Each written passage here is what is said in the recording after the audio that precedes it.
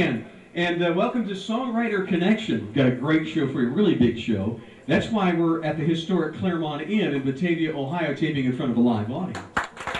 Yeah. Clap for that, for sure. You see, we're all waiting for a showcase, a performance from one of the best in the business, and it really is an honor to have him here. And I just wanted to give you some of the song titles that our guest has written over the years. Remember this big #1 hit not too very long ago by Rascal Flatts called These Days. When we talk Montgomery Gentry, I can just think of 3 off the top of my head. Speed, My Town, and the one that everybody calls me on my radio show for, Hell Yeah. You know? Take a look at guys like Big Trace Adkins with Chrome and I'm Trying. This guy wrote them all. You like Tim McGraw, The Cowboy and Me? How about his wife, Faith Hill, When the Lights Go Down? I'm just scratching the surface here of the great songs this guy has written. And you talk to anybody in songwriting, in music, in Nashville, and they'll say when it comes to songwriting, this guy sets the bar. And let me tell you, he sets it mighty high. Just recently, this year, just a month ago, prior to the CMA shows, he was awarded BMI and NSAI Songwriter of the Year honors, and it is quite an honor to have him as our guest, Mr. Jeffrey Steele. I'm glad I don't have to open for that guy. I told you it was only going to take a week or so. I got right to it, you know. Jeff, it's good to have you here, and I just want to thank you for coming up to Nashville to be on our Humboldt show and to put this on for NSAI and Cincinnati and Dayton. It's just a pleasure to have you here.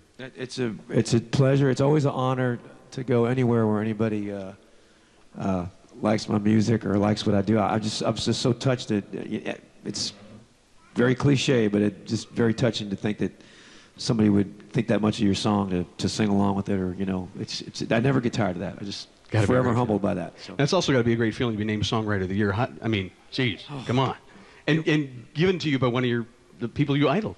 Chris Christopherson, and who I can't even tell you what my father first told me. He goes, if you really want to be a songwriter, this is what you got to listen to, boy. When he gave me Chris Christopherson's record, and to see him there, and when I got the NSAI award, they asked me to make a speech, and I was totally unprepared. I just thought I was going to get my award and go off and take a picture, you know. And they said, say something. I was like, oh man. And I saw Chris out there, you know, and my dad, who's been passed on now for about 20 years, you know. All I could think of was my dad and telling me about Chris Christopherson. So I started going on and on about how when I was a kid, Chris Christopherson was like the guy my dad told me, that's the guy that's where you gotta reach for, and da-da-da-da-da. And when I was a kid this, and when I was a kid that, and when I was a kid this, and when I walked off stage, Chris got me in a headlock, and he goes, damn boy, I thought I was at my own funeral. And I could just see my old man just laughing his butt off.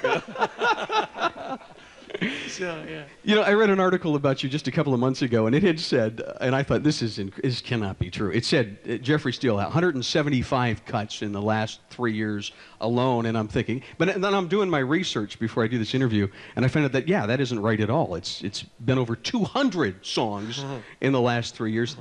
Jeff, is there any way to explain how prolific you are? I mean, how does that happen? I really can't. I got a great publisher. He's a hard-working guy. Got a couple of people that play my songs for everybody. But you know, it's like I was saying before. I love to write, and it's probably the understatement of the year. I'm always thinking about writing a song. I'm thinking about it right now.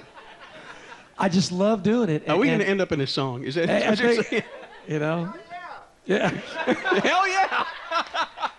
I'll play you some of these songs tonight, and I'll tell you some of these stories where these songs came from, and you'll either laugh or cry, one or the other, but you know, or sympathize with me. But I just truly feel like I've been blessed with a gift, and I have a responsibility to do it to the best of my ability, and to give whatever I can to those who are trying to do what I'm doing. And it keeps on. You know, they said, like I was reading your website, it said you just pick a CD, and chances are there's a Jeffrey Steele song. And so I tried that test today at work. I said, my friend Arnie, you've got some CDs right in your desk? And so we pulled them out. We started looking. And the first one, Patty Loveless, their brand new CD that she just won on B105 Radio. And we looked down, sure enough, cut number 10, Long Lonesome Line, written by Bob DePiro, Al Anderson, and Jeffrey Steele. And she goes, well, you think this Diamond Rio one has any? I said, I'll bet. Sure enough, here we go. So yeah, it's absolutely amazing. I don't know how to explain it. That's okay. You know, I got to tell you, when I first met you, and it was a couple of years ago, I had more hair then. You were with Boy Howdy, and you played Chili Fest. I had more hair then too. I've actually cut it. I think. And mine was darker too. And I was taller then. And yeah, it's getting better. No, you were with Boy Howdy, and we brought you in for a Chili Fest, I think it was. Oh my God! Do you remember that? That's the last time I played here. Yeah.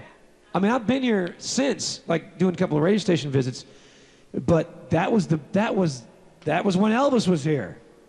Correct me if I'm wrong. Yes. Billy Ray Cyrus was 50,000 people. Yeah. Mm-hmm. We were the opening act that day. Mm-hmm. And and Elvis, it might as well have been Elvis in Cincinnati because I have never seen.